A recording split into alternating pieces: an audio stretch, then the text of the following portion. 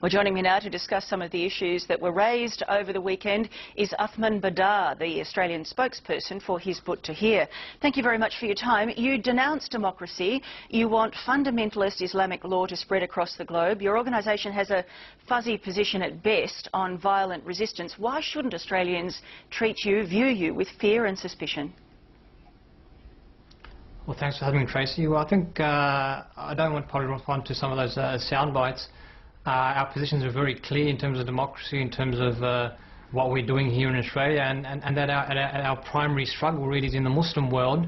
It's unfortunate that, in spite of the fact that on innumerable occasions we've said that we are not working for an Islamic state in Australia, that this sort of innuendo and fear-mongering is still being peddled. But you have this conference, you hold this conference in Australia. If your fight is not here, why hold a conference here? We hold it here because, again, the Australian government is the one that is siding with other Western powers in backing the tyrants and the despots that rule in the Muslim world. So your fight is in Australia, or then? Egypt or Pakistan. So you say your fight is in? So you say your fight is in Australia, then? No, well, our struggle is in the Muslim world, but the Australian government is a party to that. And we can talk about local issues, whether we talk about counter-terrorism or national security. You know, the Australian government funds things like interfaith dialogue and institutes to promote moderate Islam, a secular, apolitical version of Islam. And so, look, I hope the irony is not lost on anyone that it's advocates of liberalism or freedoms that are saying, let's ban the burqa, let's ban this, let's ban that. If you don't like our views, why don't you go back to where you come from? Let's test your views. These sorts of approaches. Let me test your views. Do you agree with the view, for example, that, quote, he who does not rule by Islam should either retract or be killed? Look, as I said, I'm not going to respond to sound bites. Our approach is very clear. This is a quote. This is a quote. Democracy. But this is a quote, Mr. Badar, that is purportedly in your organisation's literature. It is certainly a quote that has been uttered by some of the extremist clerics who would be front and centre in this Islamic state that you advocate, that he who does not rule by Islam should either retract or be killed. Do you endorse that view?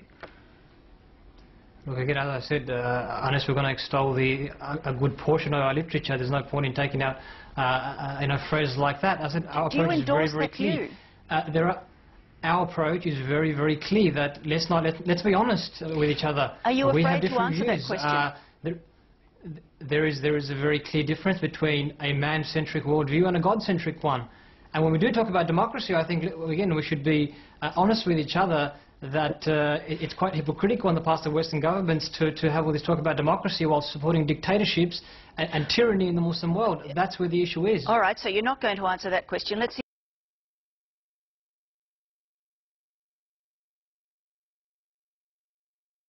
If you answer this question, is Australia an enemy of Islam because of our participation in the wars in Afghanistan and Iraq? Well, as I said before, the Australian government is doing a lot.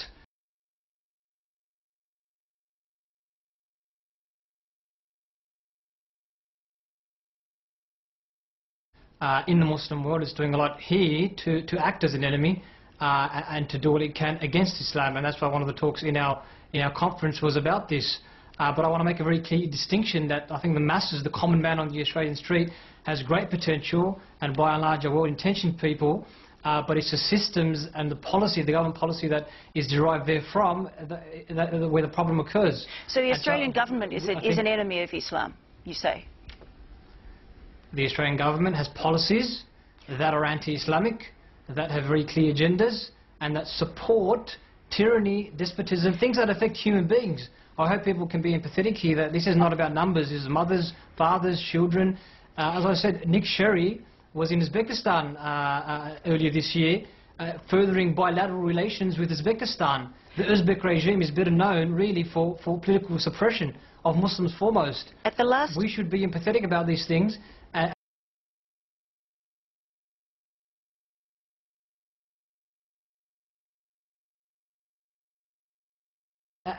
And we want the wider community at the same time to account the government on these policies. At the last census, 68% of Australians were Christians, 1.7% were Muslims. If it were not for our secular democracy that you denounce, you would not be entitled to a voice in this country, would you? Certainly not in the strength of numbers. Look, again, as I said, our views are very clear about democracy. It's not a numbers game.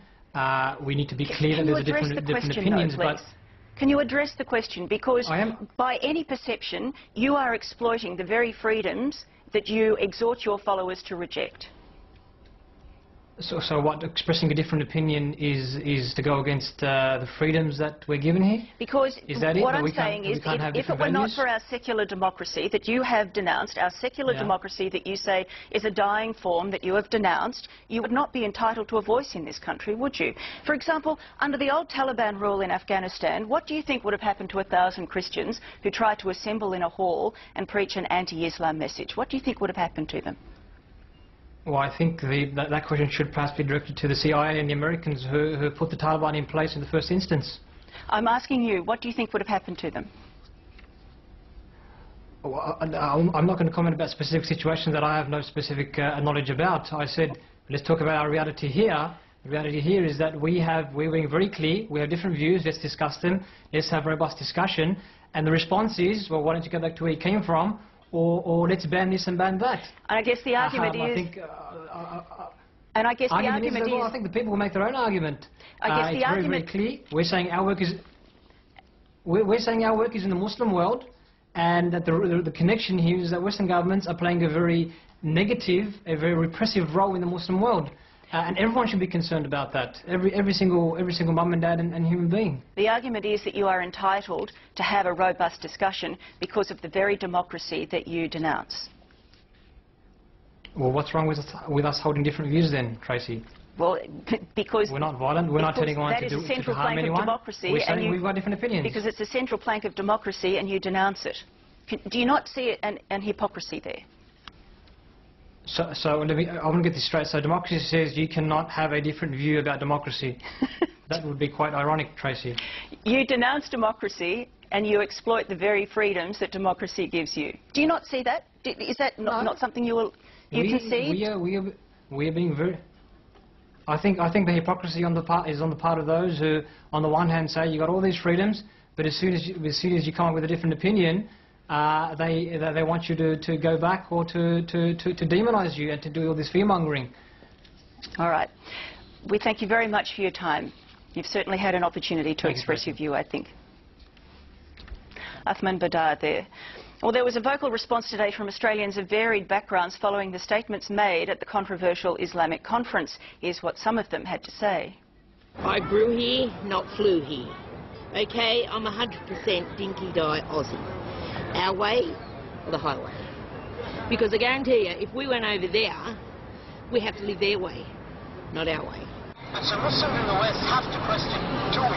It's fine that they come here and enjoy the values that we have here, but I guess if they do come here, they should also be able to accept and embrace our culture and learn to live with our values and our beliefs.